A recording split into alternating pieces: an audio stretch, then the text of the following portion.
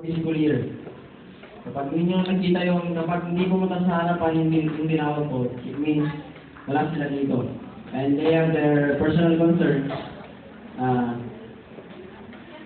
Yung president pala, sabihin ko na agad, yung president ng MRSL this school year is nag-recollection. So, doon yung makikita na ang any Muslim organization, priority pa rin natin yung pag-aaral. So, it will not serve as a hindrance to our studies in lahat ng Muslim organizations. Okay, to start with the business managers. As I call your name, please go in front. Okay, we have Ms. Pyrus Farida Sarilagia. Please go in front. She's my sister. And then since I'm MRSL, we have two business managers, overall two business managers. Next is Muhammad Hussain Maulana. Wala siya? Wala. Sabihin BCC Muhammad. And then, for the public information officer, we have Ahmed Mayasa. Hindi ba siya?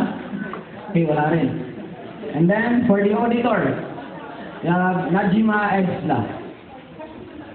Mukhang wala rin. So, talagang busy sila. Ayan. Ito si Miss Najima Edsla. Ano yun ni Kams? Kano si Kams? Tamama. Tamama is one of our alumnus. And then, for the treasurer, overall treasurer, we have Sarah May Usot. Where's Sarah May? Okay, nandiyan na siya. Itong mga assist natin na ito na from nursing, talagang humabol lang sila dito kasi meron silang klase. So, ganun sila ka-dedicated sa MRSL. For the overall secretary, we have hindi nakikilala kay Miss Raisa Abbas. Ayan. Miss Raisa Abbas. Dito lang sa gitna. Center.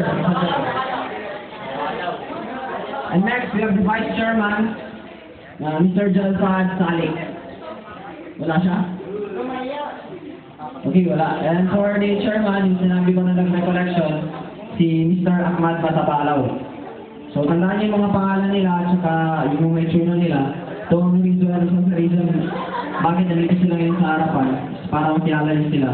So, itong mga officers nito, ang mga nagtutulong-tulungan para ma-realize natin yung mga programs ng MRSL. Okay, so that